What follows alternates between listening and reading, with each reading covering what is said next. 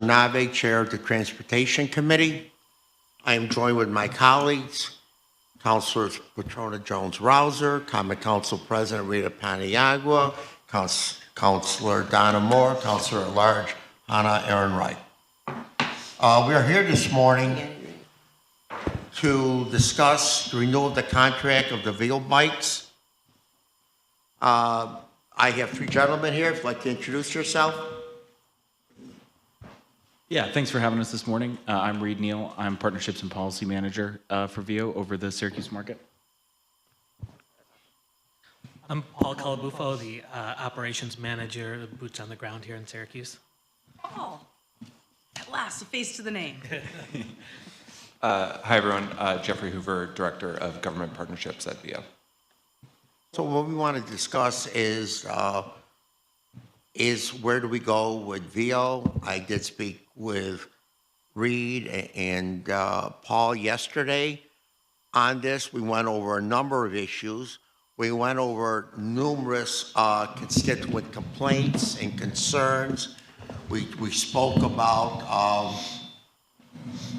lot of things that bother them, from VIO being on their lawns, the safety of VIO, the bikes itself, because they're run on lithium batteries, and also, where do we go?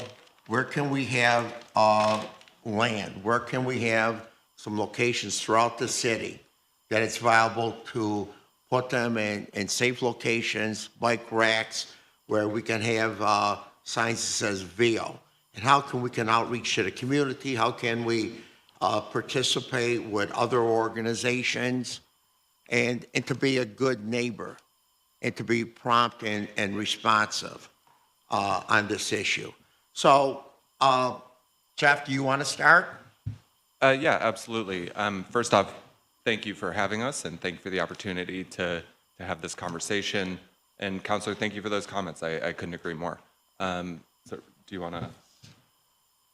And so, I think the context I'd like to share here to start with is, when we were here before council at this time last year, we reworked our scope of work.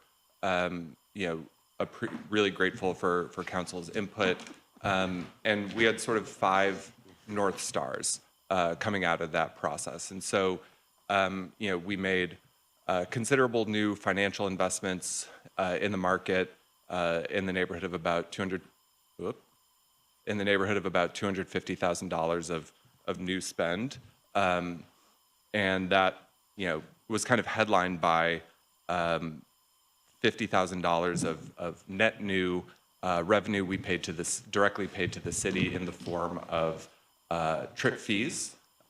We also made considerable new investments in the community and in the equity space, $130,000 of direct rebates to riders, and then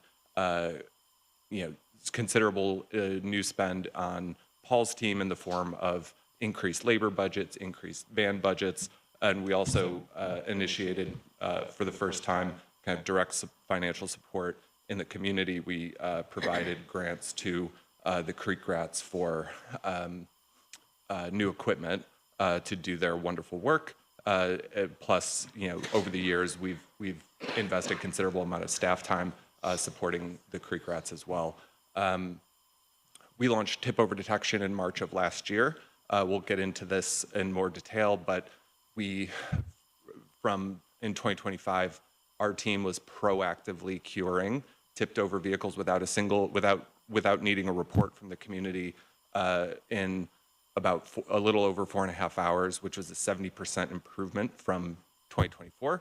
I already touched on the $130,000 of rebated dollars to riders, directly to riders. Of anyone, irrespective of any means testing, ended a trip in one of a designated opportunity zone throughout the city, got $1 back on their ride.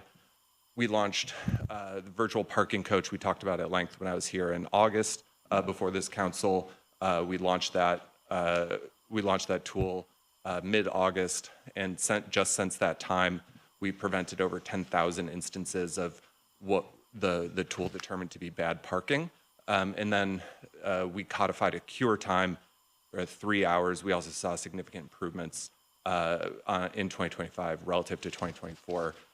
Over the course of the year, we had responded to thousands of tickets, average time under that 3-hour mark, and on an individual basis, north of 90 to 95% success rate, reaching requested retrievals within that 3-hour mark.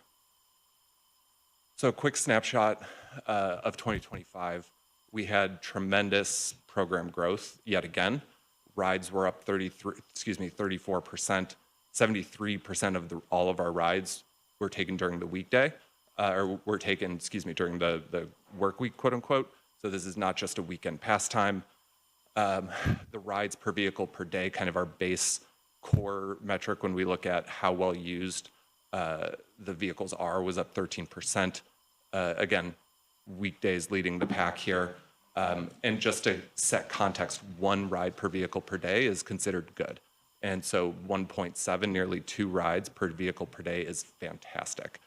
We have over 30,000 unique riders, nearly a 20% increase. All at the same time, our median trip fee went down. It went down 2% relative to last year. And all of our memberships, including VO Access, had great growth, 90% year over year VO Access growth. Next slide. And so, I have some data here. I'm not going to walk through each last one of these about who our riders are. Most of our riders in the market are not students. A significant kind of proportion do not have a driver's license, and a significant number overwhelmingly live in comparatively low-income households.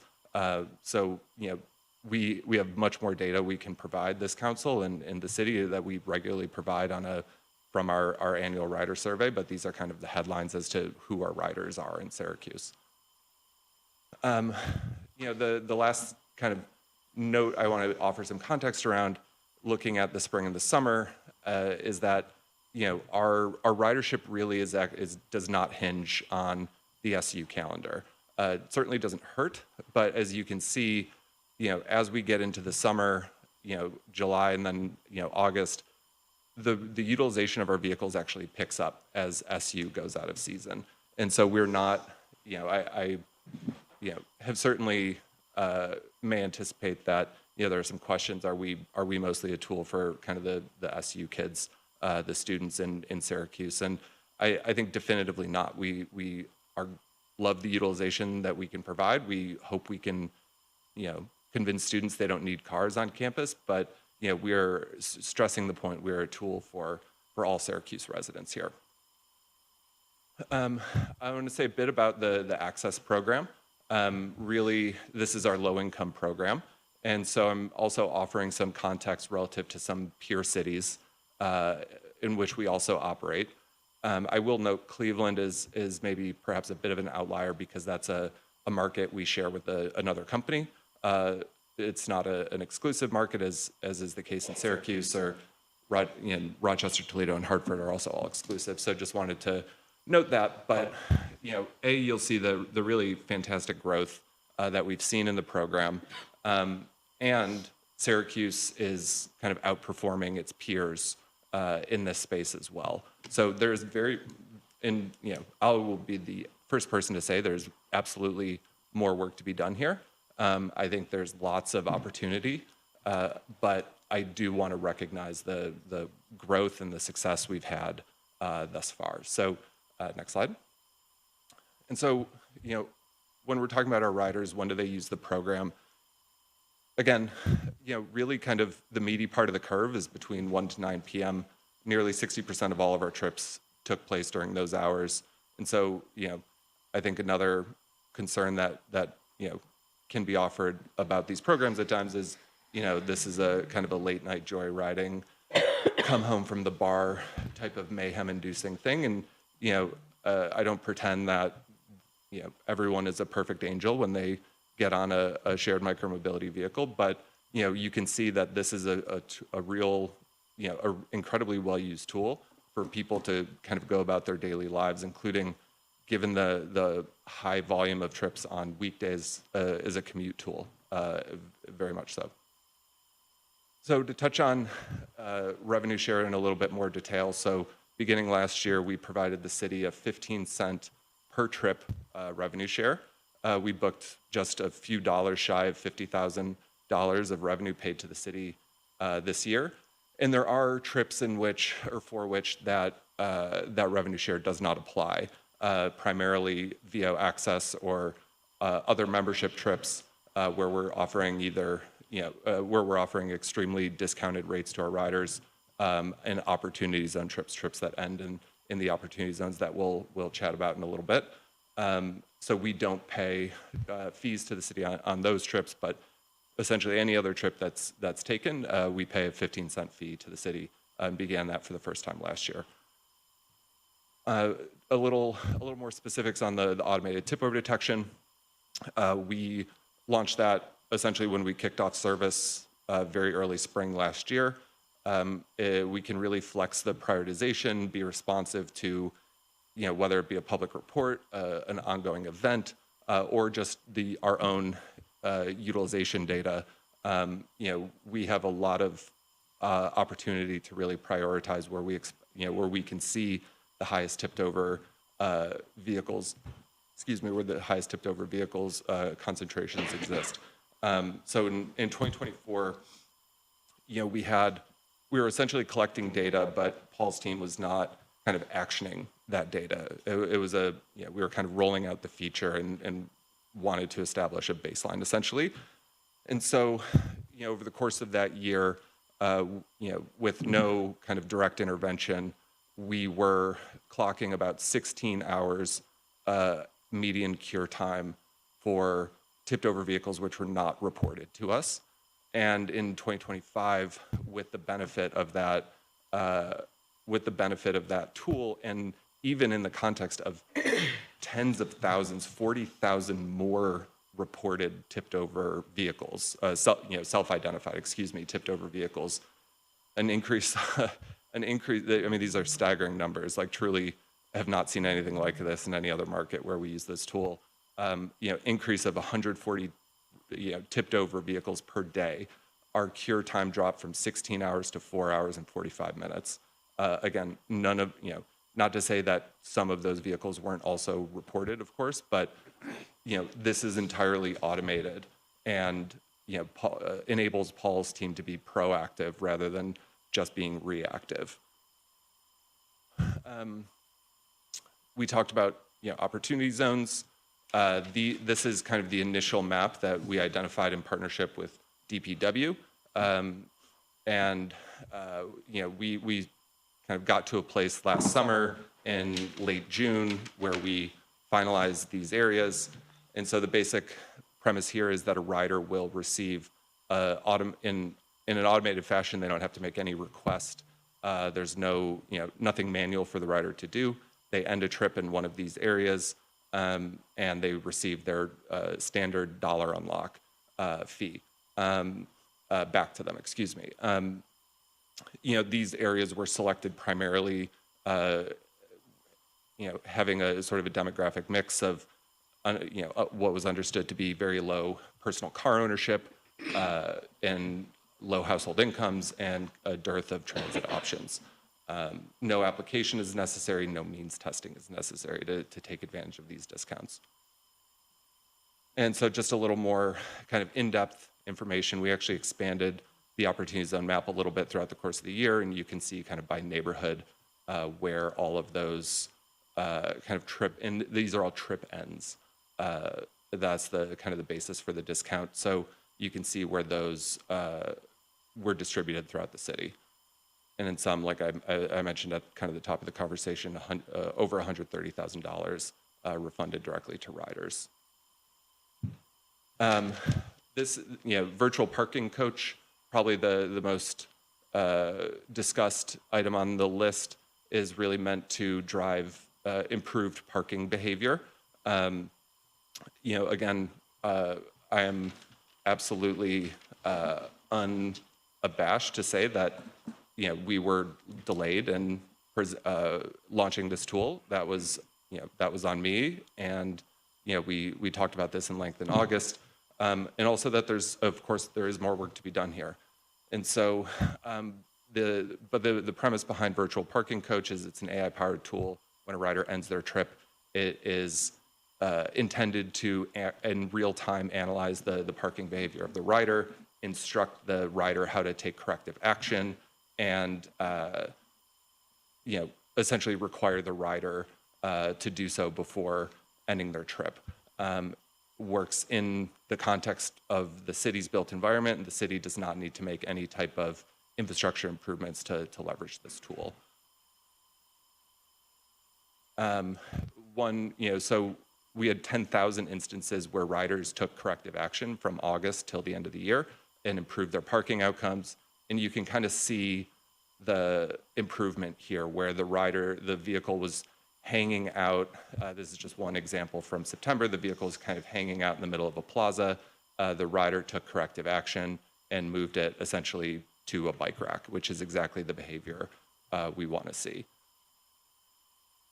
This is a very quick video showing the tool in real time on Syracuse's streets. This is me here in August.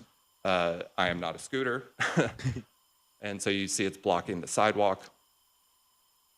And this is like a screen recording of my VO customer app. And so there's just a few seconds of kind of lag in between each. It will detect whether the vehicle's tipped over. So when you have the vehicle tipped over detection, does it activate after a certain amount of time of it being tipped over, or is it immediate? It's essentially immediate. So does that also work when you have impact incidents where someone like hits something or they crash, fall? That's something we're kind of real-time rider analysis is something we're kind of in the process of launching across our fleet now, across the company, that will look for things like hard swerves, hard brakes, impact, and if there's essentially enough of those detected on a single ride, the ride speed will be slowed. Okay. And that, on impact specifically, the vehicles also have a system we refer to as perception, but it's like your car's onboard computer. And if there is an impact or something else that the vehicle is damaged, of course the vehicle will take itself out of service if its core functions are compromised. Okay, so that is already happening. Yes, that is already happening, and then the kind of the broader rider analysis is rolling out as we speak. Next slide, please. You have more? Sure. Pardon me? You have more? Just Okay. almost nearly. All right, go ahead.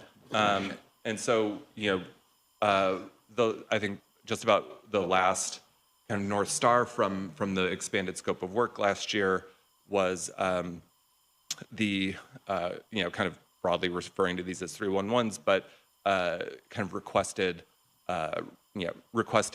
retrievals from either the city staff, from counselors directly, from the community at large.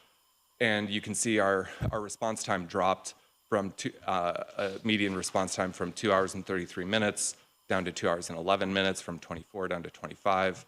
And our percentage responded to under that 3-hour mark increased dramatically from 77% all the way up to 92%. We did have a slight, a modest decrease in the ultra fast cures from 56% to 40%, but I think more than, kind of the reasoning behind that, I would say, is that, we really focused on attacking, the requested responses kind of more broadly and making sure we're at a broad scale under that 3-hour mark.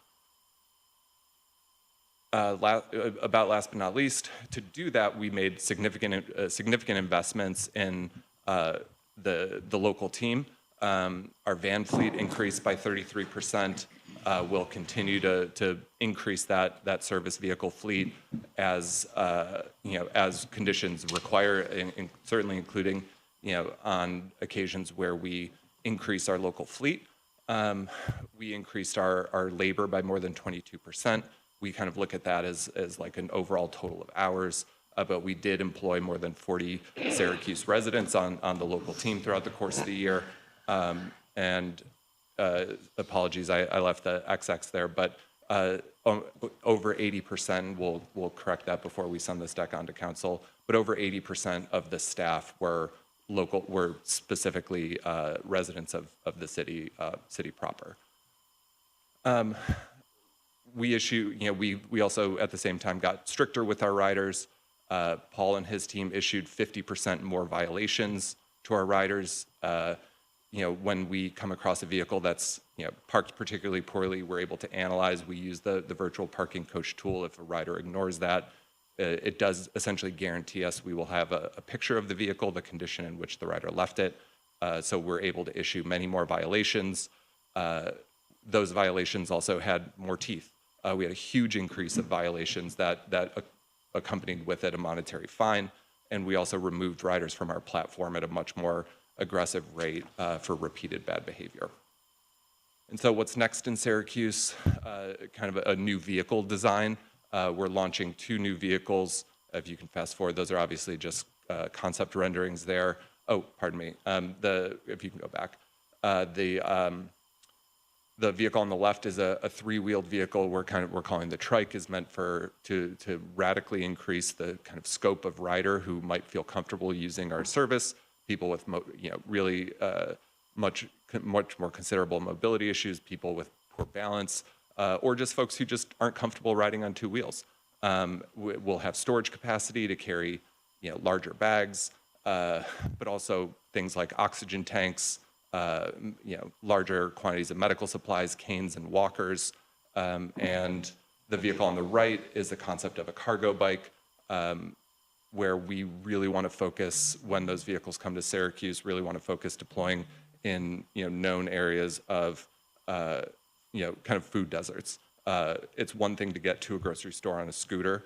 It's another thing to get home on a scooter when you have bags. So really thinking about expanding who our riders are and what case what use case they kind of bring to the table. Before I worked at VO, I worked at Zipcar, the car sharing company, and kind of the ethos there is like some days you need a Honda Civic, some days you need a minivan, and the micromobility can be exactly the same kind of mindset. Yeah, I was at a conference in Philly last year, and they had about 5 different bikes. Yeah, So, yeah.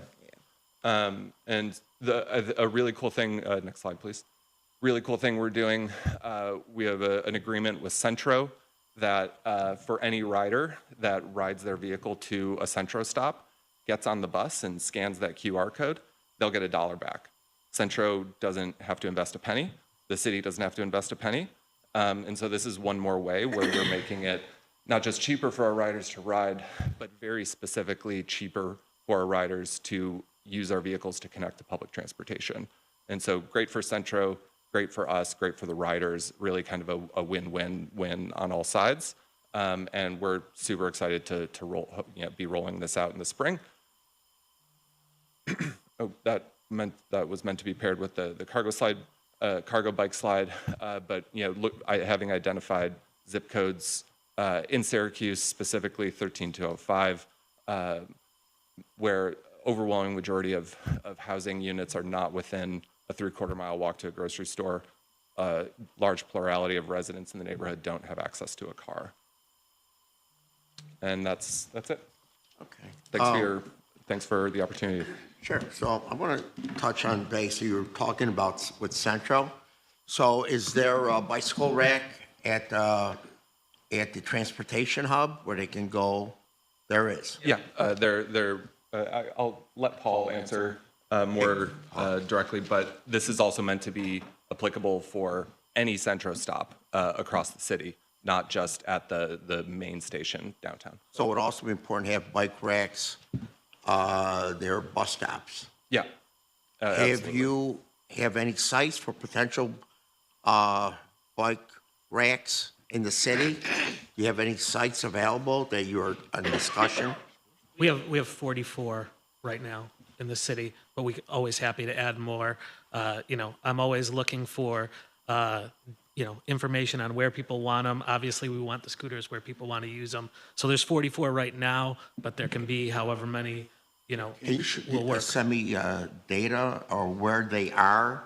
And your presentation, could you make that available to every counselor, please? Absolutely, of course. We can work on that.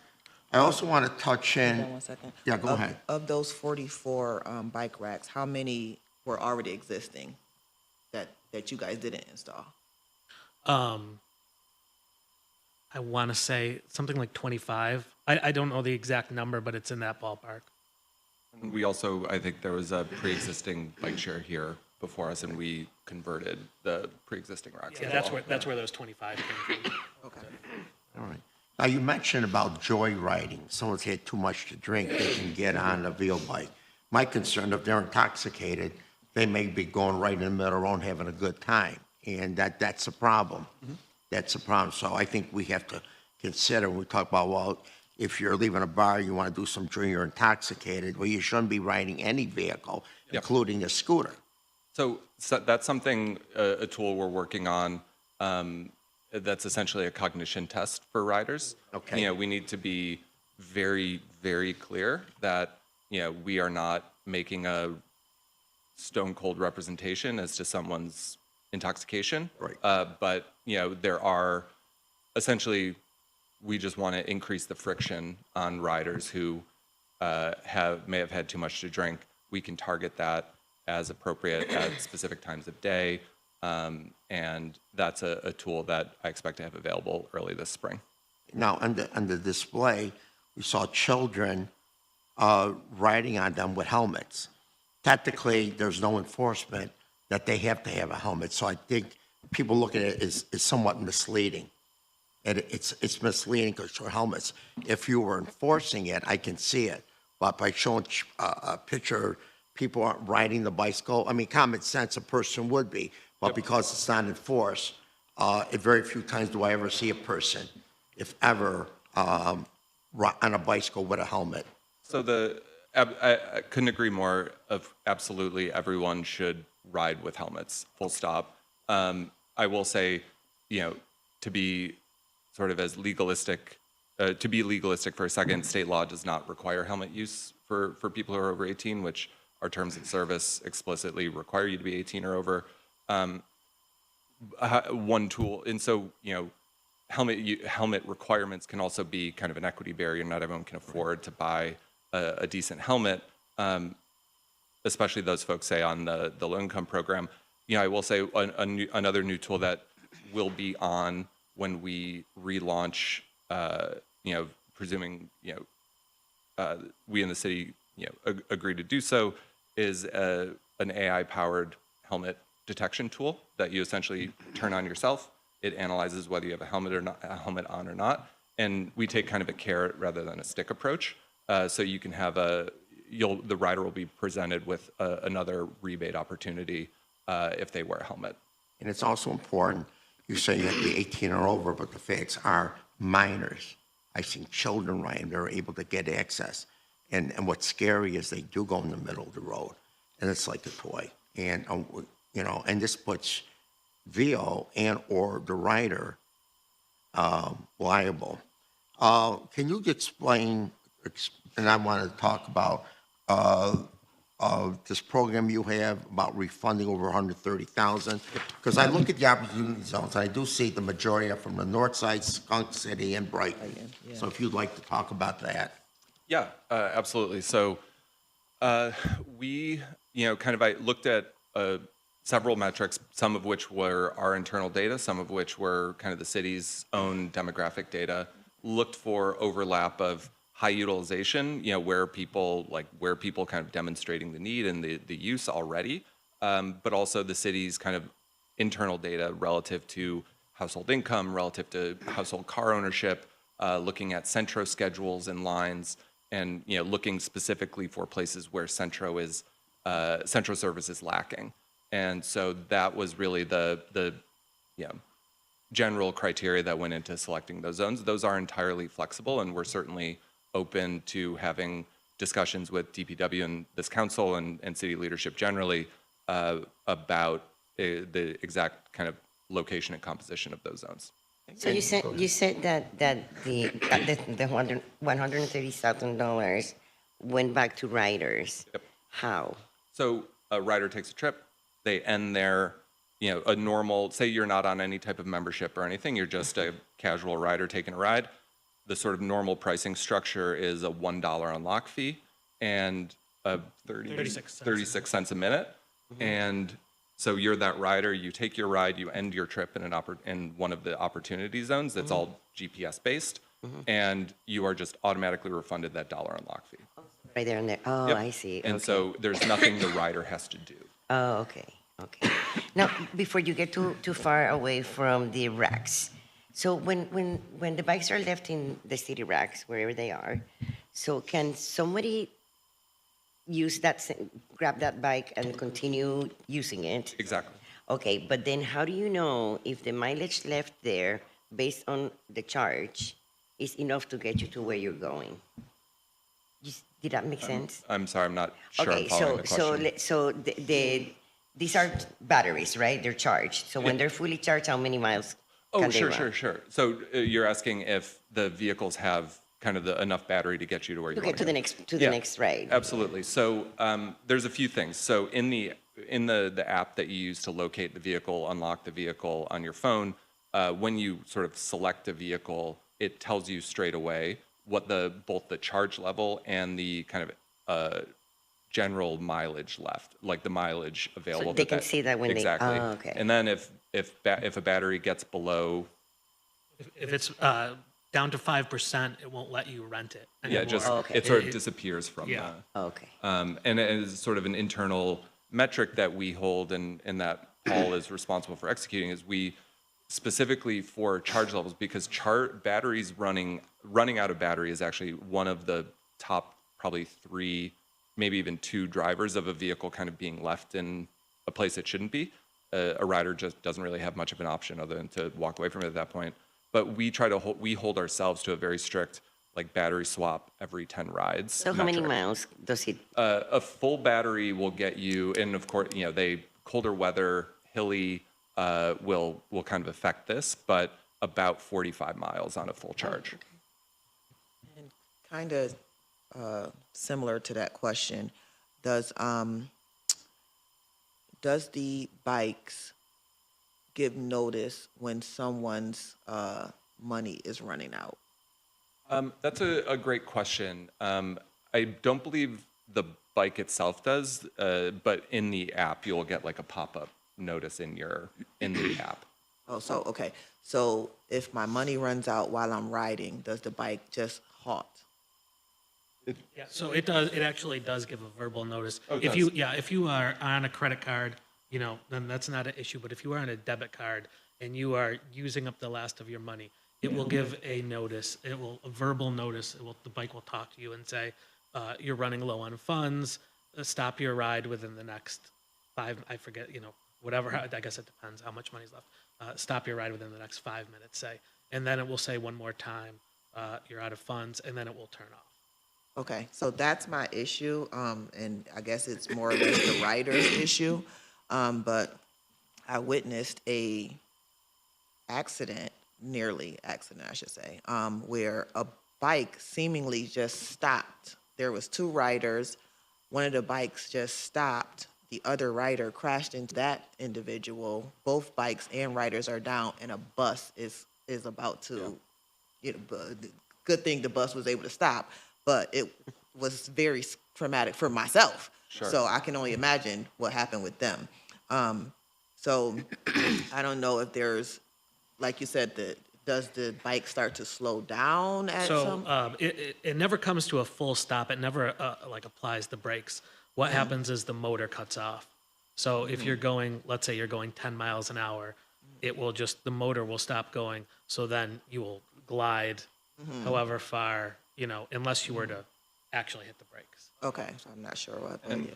I think the main step we're taking to try to avoid that exact scenario is to kind of batch payments for riders and take like a kind of a we obviously want to balance reasonableness with preparedness, I suppose, but taking a decent size pre-authorization to make sure that if that rider is going to take a ride that might turn out to be $5.50 in fare, that they have more than, say, like $6 on there, we'll take a pre-authorization of like $20 instead, which is very far outside the kind of median charge to just give people a little breathing room there.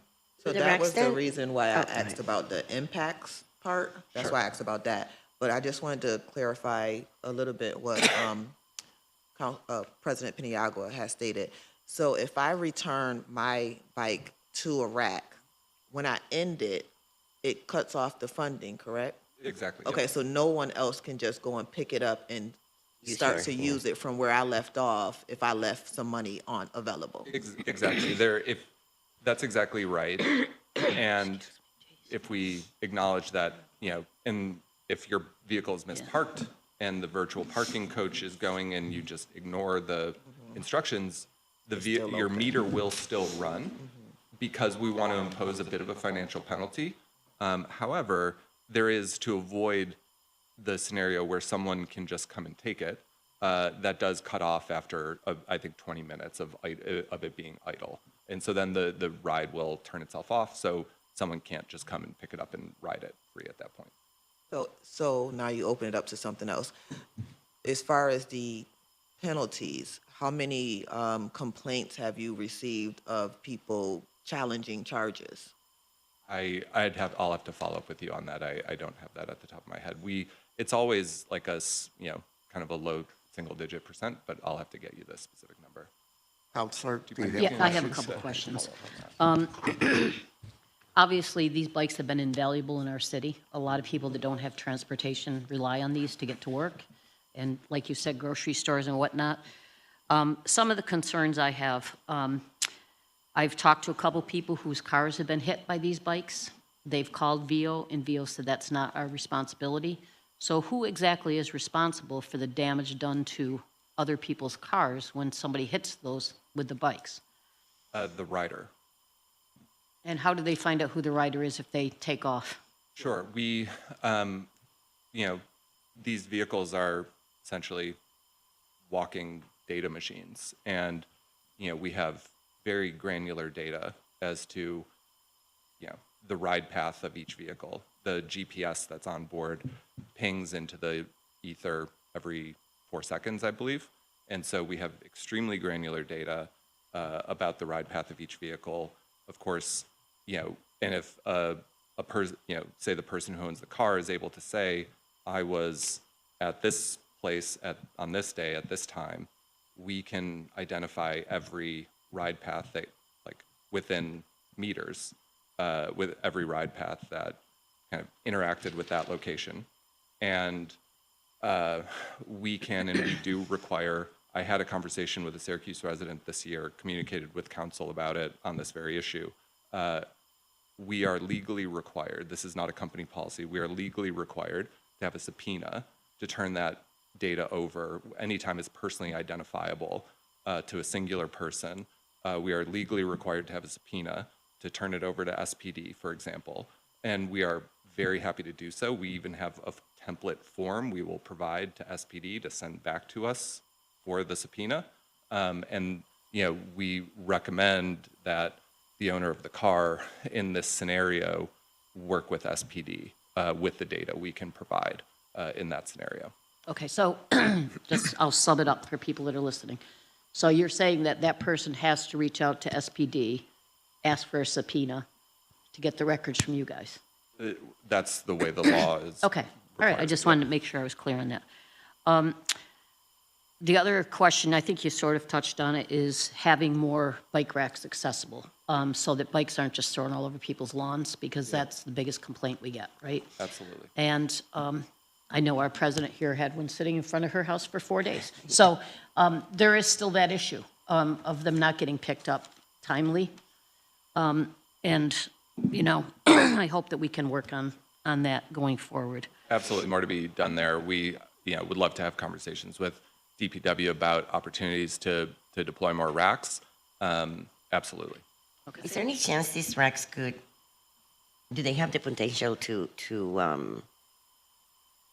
recharge? That's a sort of short answer, yes, it's possible.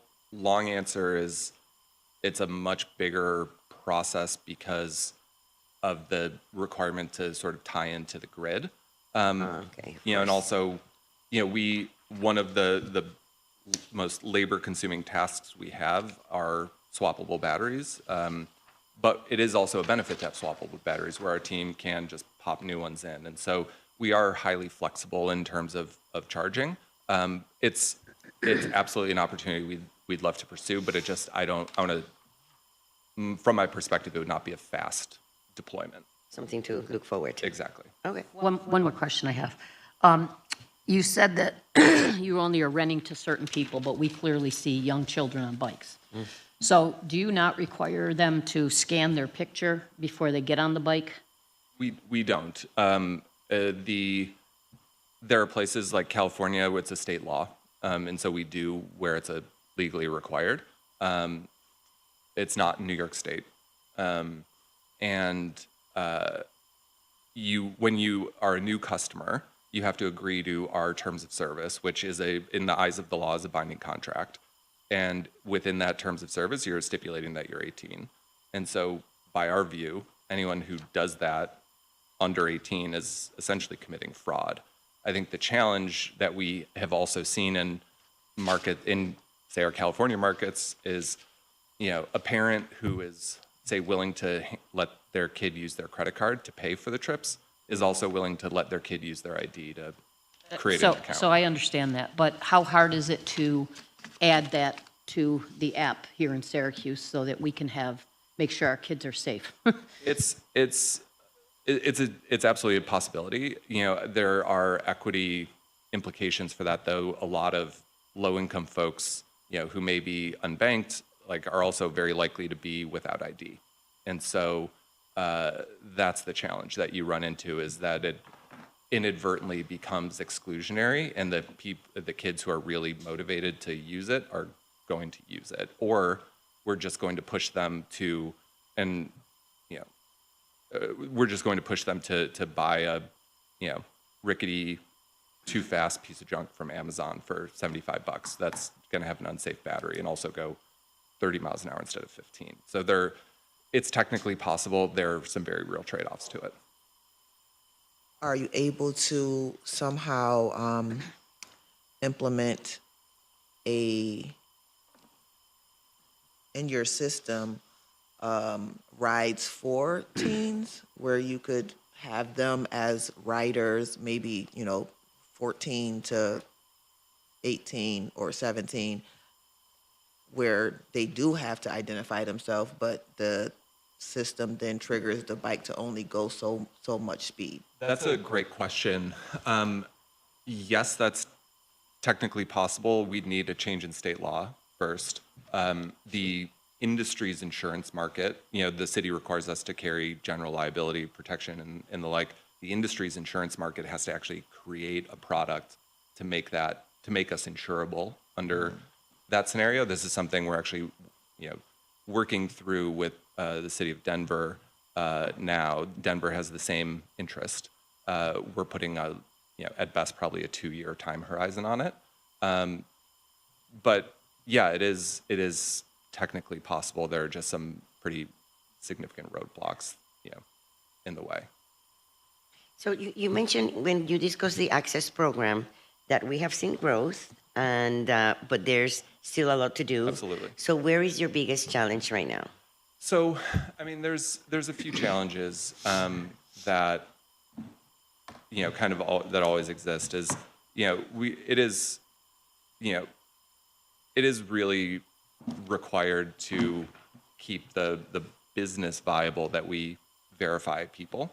You know, verify that they meet whether it be income requirements or other public benefit requirements, and to receive the rides at such a steep discount. And,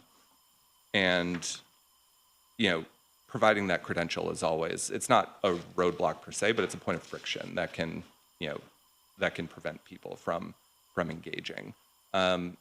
Certainly, you know, we try our best with language support, but of course, if you're not you know, if you don't sort of speak English as a primary language, that can make it a challenge. Our app does.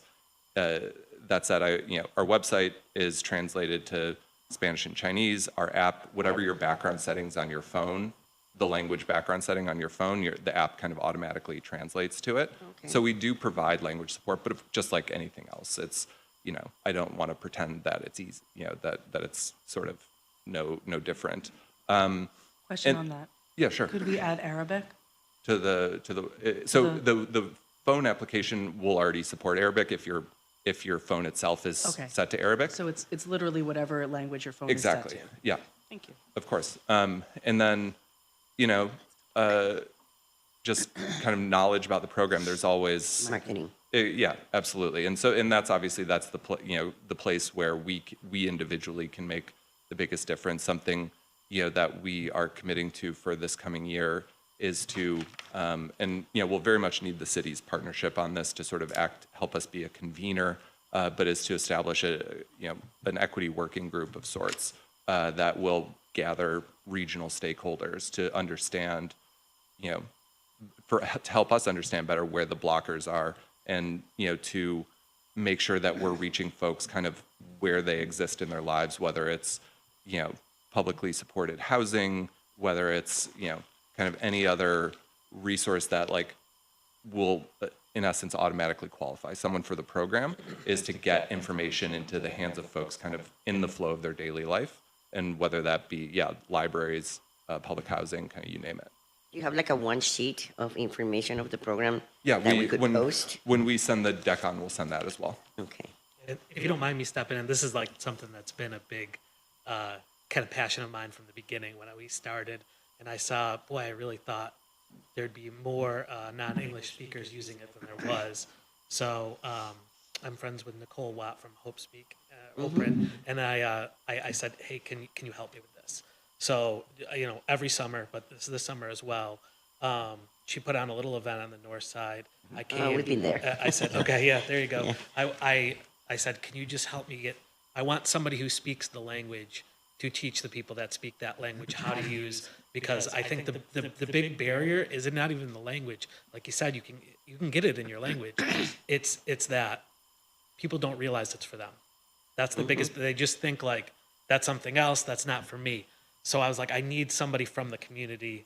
So Talk about it. yeah, we got I think it was 9 languages. She got people to speak who spoke 9 different languages. We were there all day long, and I taught those people how to teach people to use the scooters, and then I had them teach people in their own language. And I do think you're seeing, if you looked at the access program, the low income program, the highest usage of a lot of them was Northside, where we did that. So I do think it had some payoff. So that was something that I was really happy about. Excellent.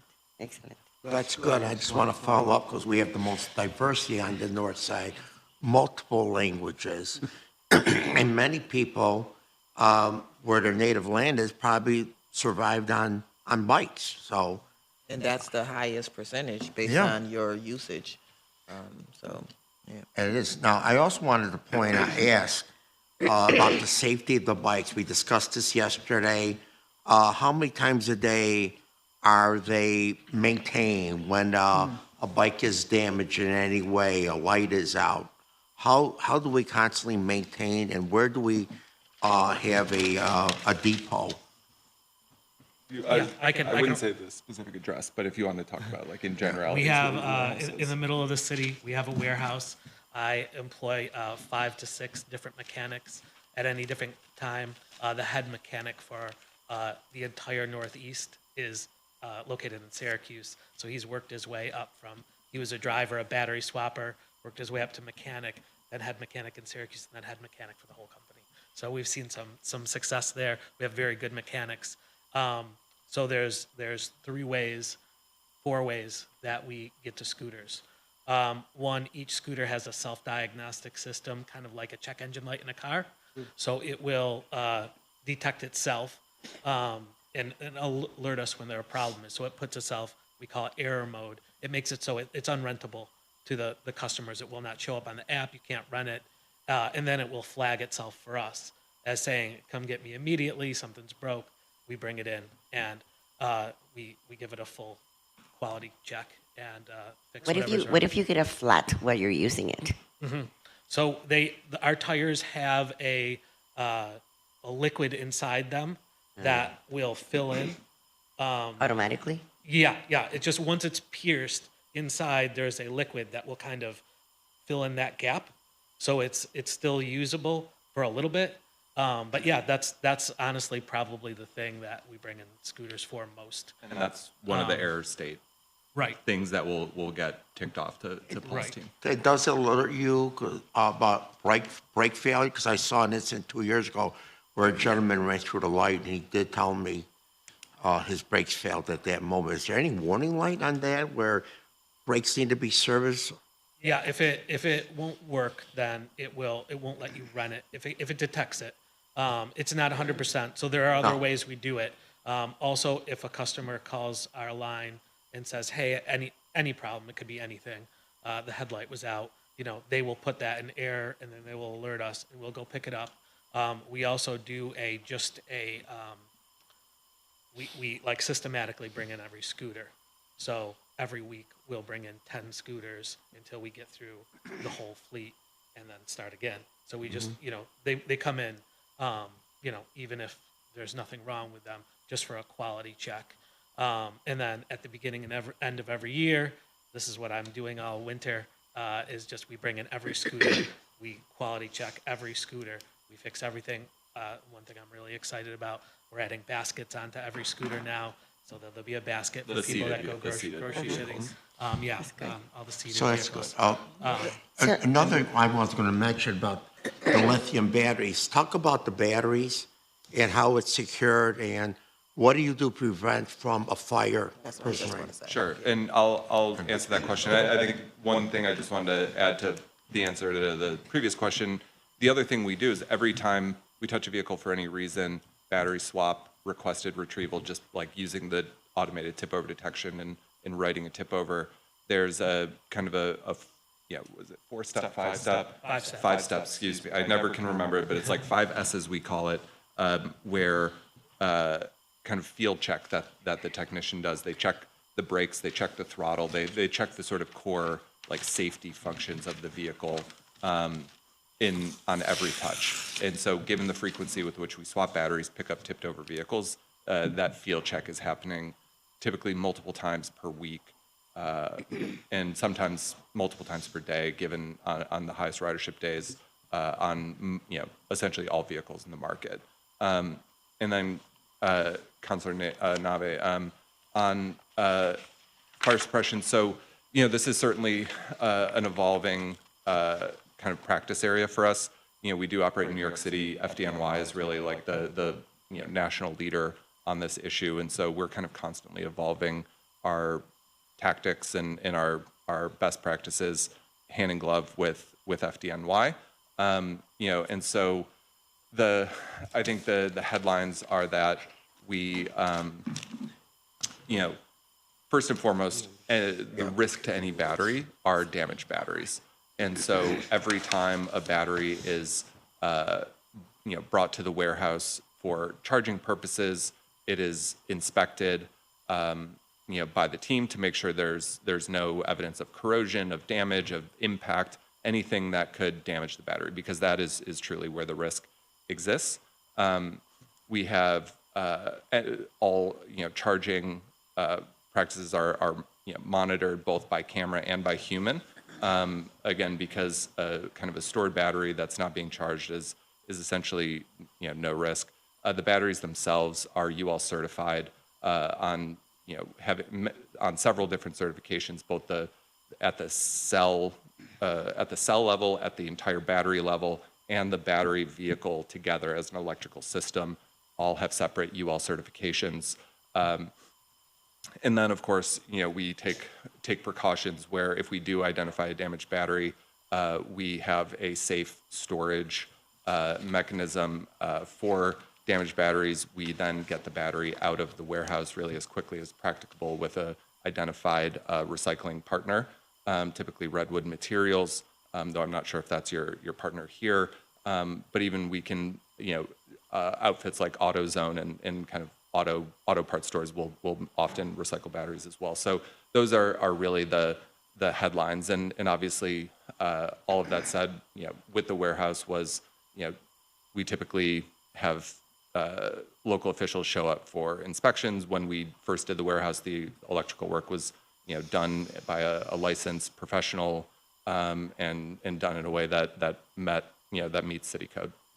And Paul, can you talk a little bit about the cell block system also that we use? Sure. I just want to give us a time check. We've got 5 more minutes of the committee meeting. Yeah, Do you want me to keep going, or should we move on? well, to the Madam chair. President, she had to leave, but she asked me to ask a question, so when you get done. Okay, I'll just really quickly, cell block is a very interesting material. We have a fireproof barrel. If we have a damaged battery, we put the battery in the fireproof barrel, and then we cover it with something called cell block, which is a white, almost kind of powder. And if the battery were to catch fire, it turns into almost like a glass bubble, closing in the fire and shutting it off and putting out the fire. And we have that in our charging station itself. It's surrounded by that, and there's a barrel for every damaged battery. So it's pretty interesting stuff, actually. Okay. So, President Penny, I had a question. Are we able to identify users not continually or are continually breaking the rules? And what are the consequences when you have problem riders who just break the rules? Yeah. Do you have can we go back a few slides? Here, I'll take it. So I put together this slide here. So you can see we had a significant increase, and we did have more rides, so more opportunities for bad apples to behave poorly. We had a 34% increase in rides, I believe it was year over year, but we had a 51% increase in violations issued. So we stayed ahead of that curve.